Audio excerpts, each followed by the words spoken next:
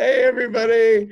It's so good to see you all. This is your Music Row staff coming to you live. Hey, we miss you guys. We're so glad to be able to give a shout out to you today. We are trying to give kind of just reflections. And as we've talked as a staff, even this week, looking at kind of our theme of the consolation of Christ, and as Micah Edmondson, our new fourth location pastors, joined us, and he preached this last Sunday, and kind of the theme this week is on suffering, and he did such a great job talking about that.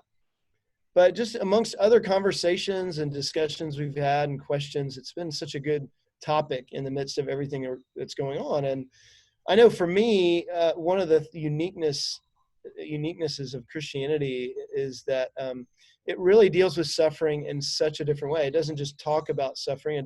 God didn't just say, get through it. He actually comes into it in flesh and suffers and experiences it. And that has really transformed even my faith and grown it instead of stifling it, actually grown my faith in the Lord. But I know that for the three of us, we've been talking about this for some time. And I know that both Aaron and Jordan have their thoughts about how suffering impacts them, as well as kind of their thought for what it does for our church. How do we discuss this as we're kind of going forward? Aaron, what do you think about that?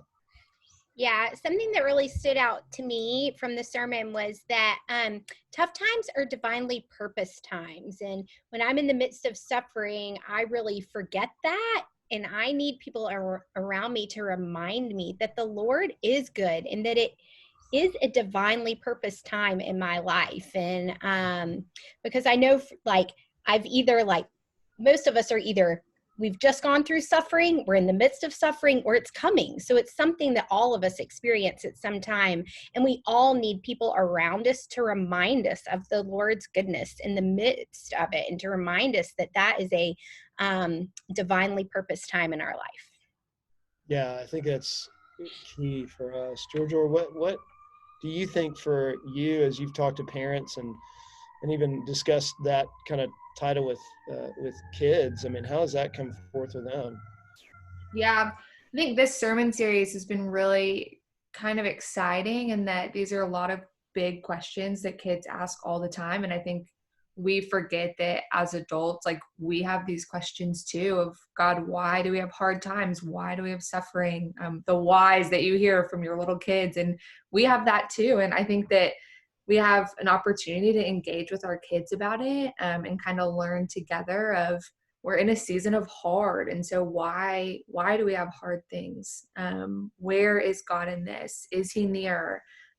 Where can we find him? How can we meet him in these hard seasons? And so we even have a family discussion guide, which just gives you some questions to ask online and maybe spur conversation within your family, and walk alongside your kids in exploring the questions of why God allows suffering and how it can draw us near to him. And I hope that it brings really sweet conversations for your family. Yeah, it's so important to have these discussions, especially now. I mean, I know as all of us are so zoomed out of, being online, but it's so good for our hearts to connect and actually ask these questions. And even if it's with people in our own home, or people online, or even one other person, in a driveway hang out or something.